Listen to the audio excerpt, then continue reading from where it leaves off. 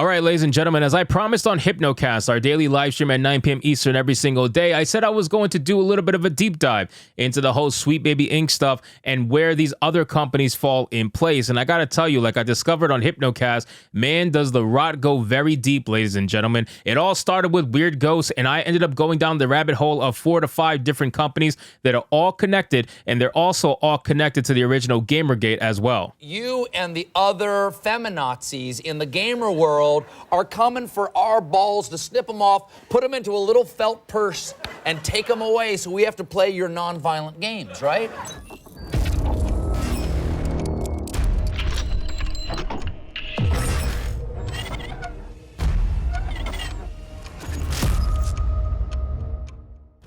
So let's get into this video, guys. But of course, before we do, if you are new here, just consider hitting that subscribe button. I would greatly appreciate it, and like the video to push us out into that YouTube algorithm. So I ended up starting out with this company called Weird Ghosts. Now, a lot of people were tagging me on Twitter. A lot of people were also hitting me up on Hypnocast on the live stream, and they were saying that I need to look into Weird Ghosts. So I ended up doing so. I ended up looking into Weird Ghosts when I was in the live stream, and man, this company, all these companies, by the way, are situated in Canada. Every single one of them. And some of them are even funded by the Canadian government, which ends up going even deeper down a rabbit hole, right? Like when you start following the money, you start realizing what's happening. But Weird Ghosts, just so you know, is called an impact fund studio, okay? Or at least it's funding impact fund studios. That's what they're trying to do. They're trying to fund underrepresented founders across Canada. So this is all DEI money. Every single bit of it's DEI money. So when they tell you, Sweet Baby Inc. tells you, oh no, we're not a DEI company, we're not a DEI focused company. Well, you're taking funding from companies that are DEI focused companies. So you mean to tell me that they have certain requirements that you have to meet and you're not meeting them? No. You are a DEI company. Let's stop pretending as if you aren't. It says right here, we support video game studios with studio development training, catalytic investments, and community in order to build strong, impactful teams of underrepresented makers who are shaping the future of games. Now, when you go into the frequently asked questions, of Weird Ghosts, it's a specific question here that's very interesting to me, which will get you down the rabbit hole if you start reading it. It says, where does the funding for Weird Ghosts come from? Now, this is a very interesting question. It's something that needs answering. It says, currently, our minority investor, Infinite Ammo Inc., contributes 100% of our budget. One of our co-founders is the sister of Infinite Ammo's late founder, Alec. This project has been backed by support from his family. We want to be transparent about the fact that Weird Ghosts exists because of a really painful circumstance that also hurt members of our community. It is our hope that Weird Ghosts transforms this pain into something positive for our community. No other investors or LPs are involved in the fund at this time, and Baby Ghost is supported solely through donations. Now, Baby Ghost is a secondary company from this company that we're going to get into. But before we do, Infinite Ammo Inc., in case you guys are unaware, is a company that was founded by Alec, which is the person that unfortunately offed himself after Zoe Quinn falsely accused him of a multitude of different things during the original Gamergate. This man offed himself, and now the company was given to his sister, and his sister believed the victims. His sister is on the side of Zoe Quinn. His sister believed all of those women, and now is giving all the money that Alec's company is earning to Weird Ghosts, ladies and gentlemen. Yes, it's that insane. It's that deep. This is literal blood money at this point. This is blood DEI money. Zoe Quinn was the cause of this man's death, and unfortunately now his sister, who believes Zoe Quinn, is giving all the money that company makes to Weird Ghosts and is solely funding Weird Ghosts. And then it goes from there. So okay, again, ladies and gentlemen, there is Baby Ghost now. Now, Baby Ghost is a smaller company that does basically the same exact thing as Weird Ghosts. It's just another company that is funded by DEI money. Now, here's the funny thing. It has on the website here, let me make this a little bigger so you guys can read it. It says facilitators, right? Facilitators of the company. Then it says recently, this is the recent thing, for the safety of our facilitators, we've temporarily removed this content due to an ongoing harassment campaign, ladies and gentlemen. They are censoring who supports Baby Ghost because they consider it harassment, what we are doing. We're basically putting transparency and showcasing transparency on these companies, and they don't like it. They don't like transparency. They don't want people to follow the money. They don't want people to know about their actual investors. They don't want people to know what these companies truly do and what they require from their other companies that they fund, right? Look at the stages of funding. Stage 1, alignment of values and goals. Obviously, you got to make sure everybody in the studio that gets funded thinks the exact same way as Baby Ghost and Weird Ghost, which means DEI focus. And then studio development, they help them with development, financial support up to $5,000, 3 set sessions. And then you got the self-assessment stage, which leads to stage 2, which they go to storytelling, and they also give you an extra $20,000 to continue your studio. Now, that being said, this company is funded by Gamma Space. Now, Gamma Space gets even crazier, ladies and gentlemen. Yes, look, and you know what, too? These websites are weird, okay? All these websites look like some very strange down the rabbit hole kind of websites that you would expect to find. But Gamma Space is yet another company that's in this. Now, this is the 4th company, guys. The 4th company that we're talking about in literally, 5 minutes? This rabbit hole goes down so deep, it's not even funny.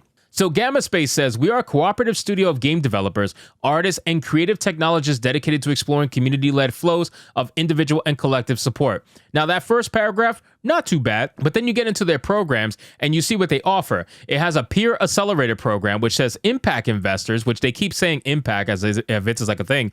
Impact investors, Weird Ghost, and Gamma Space have teamed up to offer a grant of $25,000 in a 2-part 6-month program of tailored mentorship with a community of game-making peers. We offer the space and the tools to develop led by underrepresented founders that don't need to adhere to inequitable systematic norms. Now, this is when the socialist starts coming out, right? This is when you start realizing that the person who wrote this entire website is probably some blue-haired, half-shaven-haired psychopath that works for this company. You start to really see where the mindset is for this company. This program is based on our community's collectively developed peer mentorship model to help game makers address the challenges in the 3 Ps: process, product, and pitch, cohorts, etc., etc., etc. Then you got publishing, currently in development with support from Weird Ghost and the Canadian government's investment readiness program. So again, the Canadian government is investing in this company.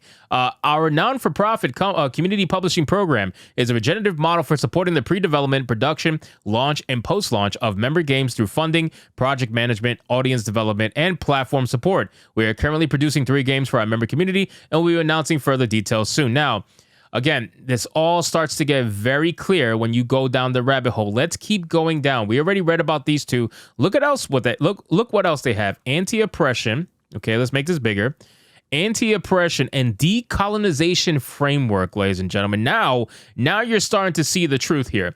We commit to actively working to inform, learn, teach, activate, and model and champion values and practices of anti-oppression and decolonization in all community activities and shared spaces. We understand this to be an iterative, humbling, and rewarding process that requires time, care, compassion, and love and attention, courageous and gracious commitment that involves continuous self-examination concerning our roles in society, culture, and history, and that it extends beyond compliance with diversity and human rights standards. Our goal is to dismantle power and privilege and mitigate systemic inequalities for those most affected by oppression and colonization while investing in both personal growth and collective well-being. Imagine being so oppressed, right?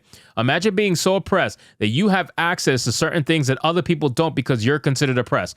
It's just okay. You're clearly not that oppressed. And then they have to throw in a statement about Palestine. I'm not even going to bother reading that, but it just goes to show the mindset. Now, we have an FAQ section where they start to explain exactly what this company stands for. So let's read through it, guys, because it's very important. Stick with me. If you're this far in the video, trust me, the rabbit hole is going to get insane now. It says, what do we mean by video games as a medium for change? I talk about this all the time. Video games as a medium for change. These guys are activists. They are activists. They only want to use the gaming space to push their agenda. They are tourists. They are not actual gamers. As much as they want to say that they are not. They want to use video games as a medium for change. It says, as a community, one of our shared values is turning our love of video games, which they don't have, into a practice of personal and social reflection, accountability, and growth. This work happens at many levels and in many forms, depending on each member's journey. It shows up in the content of our games, the way we collaborate, and our resistance to social and economic forces that create harm. What matters most is that we all treat these challenges as fundamental to and inextricable from our lives as creators. So every single time that I say they live and breathe this, and this is the most important thing to them ever, Now you guys know why I'm saying that. This is the most important thing ever to these people. They are absolutely obsessed with their ideology. It means everything to them. Then, what's the difference between like-minded and shared values? This got to be good. Like-mindedness often refers to a general orientation towards a common goal without a lot of specificity as to how to get there. We believe that this isn't enough to guarantee engagement with our ideals. Instead, we need shared values, structures, and protocols for documenting our work, resolving conflict, and equitably distributing resources. This doesn't mean we're inflexible or unaccommodating. We work hard to build accessibility into all our shared systems. But we've learned through practice that community isn't just something you say, it's something you do. So essentially, guys, they want socialism. They want socialism, and you're going to see exactly what I mean by the end of this, but that's what they want. They keep talking about sharing resources, shared values, having the same mindset, being like-minded. This is what they want. These are the people that claim you're in an echo chamber, right? They say you're in an echo chamber, but they're literally telling you here that they only want to operate in an echo chamber. Then it says, what do we mean by challenging systemic norms? Okay, this is where the buzzwords come out, okay? It's getting more common for creative communities to talk about oppression, marginality, and other forms of inequity. Recognizing the injustices woven into the systems and structures that shape our world is vital. But what exactly are we referring to and why? Gamma Space knows that white supremacy, colonialism, historical and ongoing, cis heteropatriarchy, and ableism are fundamental to so-called Canadian society and its institutions and industries, including media. We understand that racism, sexism, and transphobia and classism aren't exceptions to the rule, but hallmarks of the system working as intended. We acknowledge that intersectional nature of oppressions and the compounding harms of state and structural violence. Above all, we are committed as individuals and community members to proactively naming and relentlessly challenging these dynamics in our works and lives. Now, I'm sure you guys had an aneurysm listening to that part of the video, so I apologize. But yes, they want to essentially dismantle everything that's normal.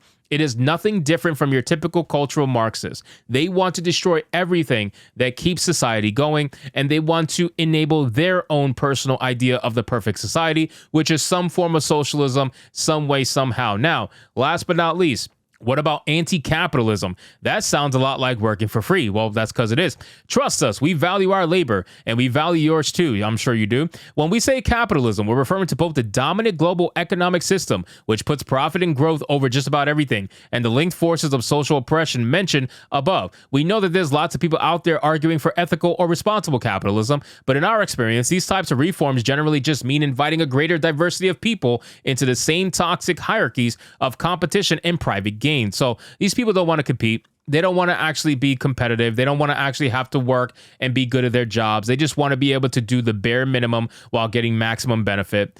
It said our community investment model and value flow system shifts, the focus to capturing the full breadth of material, emotional, and personal contributions we each make while providing a transparent structure for equitable compensation, whether that's cash, exchange time and expertise, or other relevant forms of community support.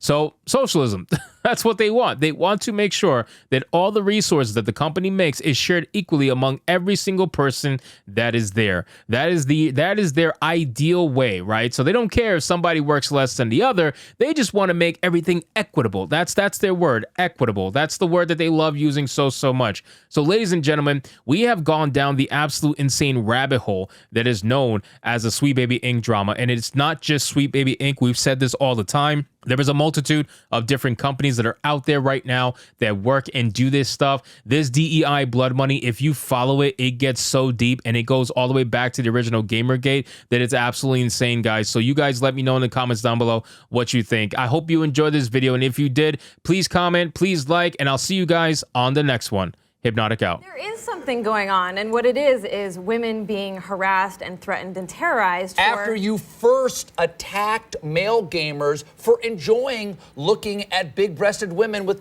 tiny armor that barely covers their nipples.